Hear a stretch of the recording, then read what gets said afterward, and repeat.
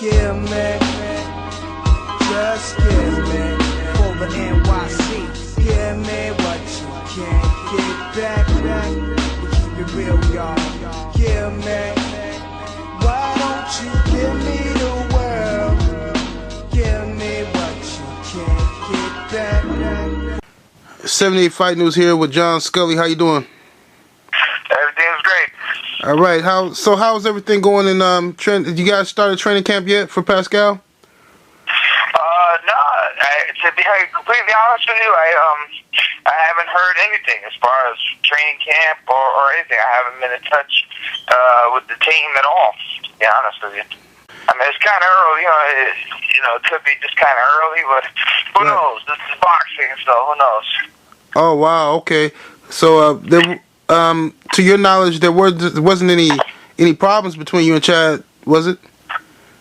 None that I know of. No, I mean, him and I, we never kept in touch on a regular basis between fights anyway, so that's not really unusual.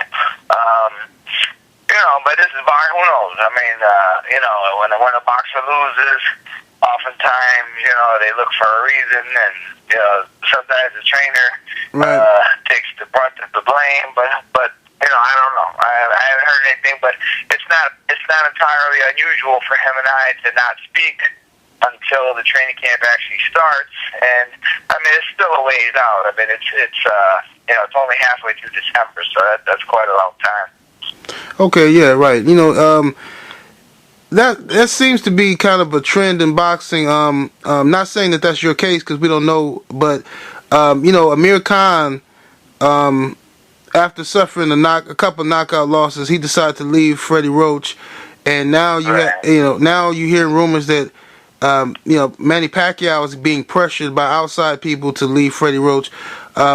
What do you think that's attributed to? You think that's just attributed to outside people being involved?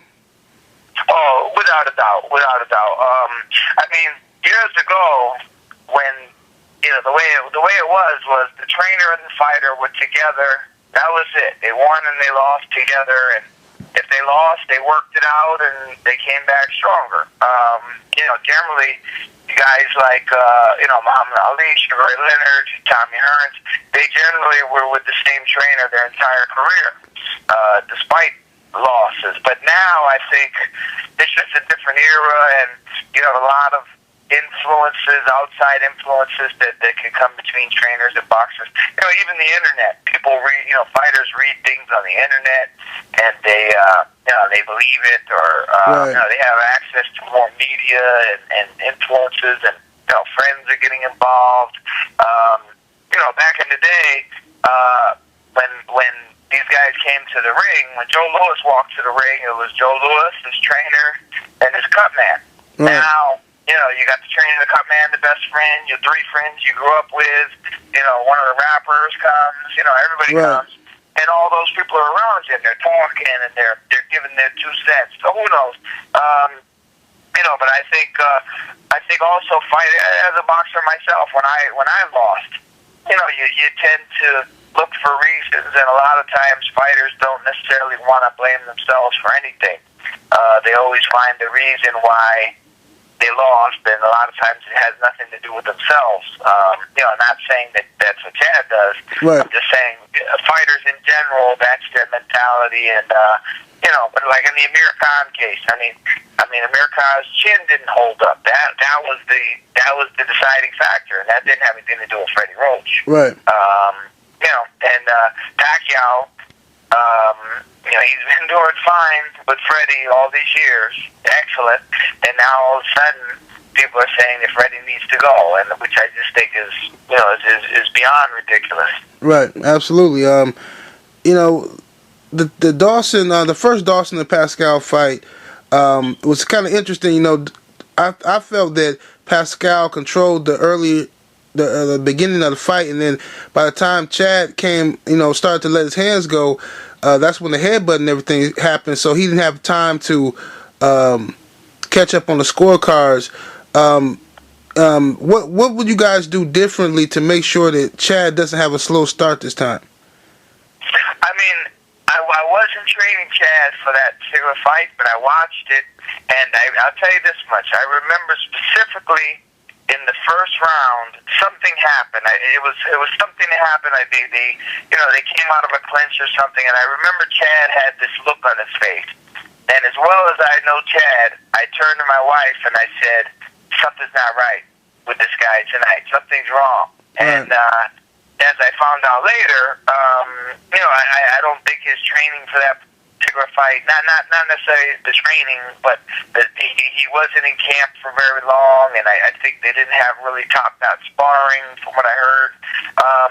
But whatever the case was, I know Chad didn't come into that fight 100% focused. It was very clear to me. As a boxer, I could tell that he wasn't right.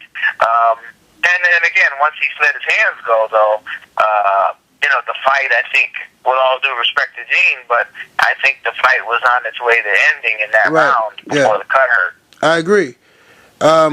So what happened with that situation? Why weren't you training Chad at that time? Well, I trained Chad in 2004 and 2005, and then when he changed promoters, he moved down to Florida, so I couldn't train him anymore. And then, so I came back with him in 2011. So I wasn't with him at that time. I believe he was with Eddie Mustafa Muhammad at the time. Okay. All right. So in the Andre Ward fight, that was pretty. That was I went back and forth. I didn't know who to pick in that fight, but what I did see in the fight was I noticed that Chad kind of volunteered. I remember after the Hopkins fight, I believe it was, he kind of volunteered to meet Ward at either a catchweight or go down to 168. Do you think that was a mistake when looking back on it? Oh, yeah, without a doubt. I mean, and some people don't want me to say that. They don't want me, and I'm not trying to take any credit from Andre Ward at all. Like, this guy is a phenomenal fighter. He did everything he had to do, and he won the fight going away. But, you just can't deny, it'd be stupid of me not to point it out that weight was an issue. I mean, no fighter, looking back on it now, tell me a guy that's ever went down in weight successfully. Sugar Ray Leonard with Terry Norris, it didn't work out. Chris Bird, when he went down to fight Sean George, didn't work out. It very rarely works out. And, just the muscle loss and everything is just too much. And the mental strain that it puts on a fighter. Because I used to have to lose weight for fights, and physically it was bad enough, but mentally it's just it's just like gnawing at your brain 24 hours a day, the weight loss. And it was a factor. Chad's a huge light heavyweight. There was talk of him going up to cruiserweight or even heavyweight at one time. Right. So, the fact is it was a miscalculation, and he wasn't at his optimum strength. I mean, it doesn't take a genius to figure that out. Yeah, and that's full of Roy Jones. I think made that mistake also when coming back down to light heavyweight after gaining so much muscle mass to gain. Right. And a lot of people say, well, it's not a lot of weight to lose, but when you're losing muscle versus fat, it's different. When you're losing muscle, right, that does affect you. And Chad doesn't look like he carries a lot of fat on him, so if he's losing weight to make 168, it's going to be muscle. And not just that, people don't realize. They think, like, if I told someone, I got to lose 2 more pounds, they would say, that's nothing. 2 pounds to a fighter is like 30 pounds to a regular person, especially at the end of the training camp when you're trying to get those last. Like I know guys that lose 20 pounds in training camp, and it's fine. But the last 2 is what kills them. Going from 170 to 168, going from 177 to 175. It's those last 2 pounds that are just merciless. And, literally every ounce counts. And, Chad is a light heavyweight. There's no 2 ways about it. And here's the thing. The proof of the pudding is the fact that he's never going to fight 168 again. Never. He'll never fight 168 again. So if he felt wonderful at that weight, even in a loss, he would try it again probably because there's a lot of money to be made down there. So that'll tell you all you need to know. Okay. My last question for you is, you know, at one point, Chad Dawson was considered to be one of the best, if not the best, pound for pound fighter in the world. And then out of nowhere, you started hearing all these rumors of Chad Dawson being lazy in the gym and not wanting to train when he, Can you kind of respond to that?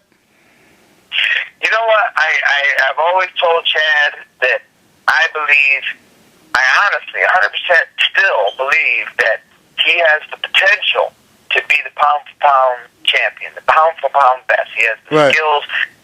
When he lets his hands go, I don't think anyone throws better combinations than he does. Right. When he throws 6, 7 at a time, I mean, that's very, very impressive to watch.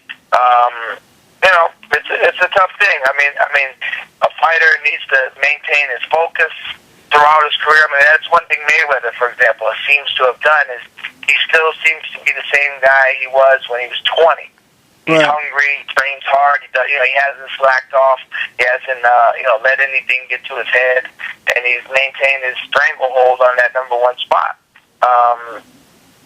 I think with Chad, I think if he can get to focusing 100%, and there's a lot of things involved in that. As time goes on, people change, and just as human beings, they change, and their focus changes, and their desires change, and their goals change.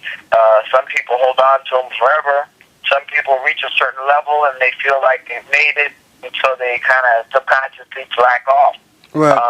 I don't know. I haven't really talked to Chad about that, but I certainly feel that he has the potential to be the pound best. But it's just a matter of, being at his optimum weight and putting the time in. And there's little things.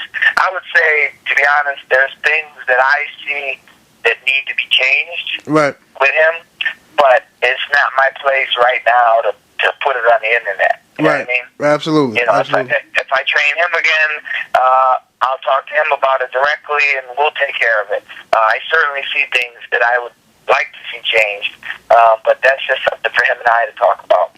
Absolutely. All right. Well, I want to thank you for your time and giving the interview.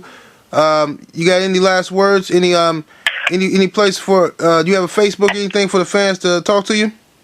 Oh yes, I encourage people to contact me on Facebook. I actually have 2 pages, but one of them is full. They only allow you a certain amount, so you can find me. The one that's open is John the Boxer Scully. I'm on there, and I have a lot of cool stuff for boxing fans. I put up articles and videos, and I put up discussions about past fights and the current events and things like that. I think people would really like to interact with the fans on Facebook on my page. So I encourage people to look for me there. All right, we're gonna get out of here. We're gonna thank you for your time here. 78 Fight News with trainer John Scully. Peace. Thank you, buddy. Thank you very much. Thank you. All right.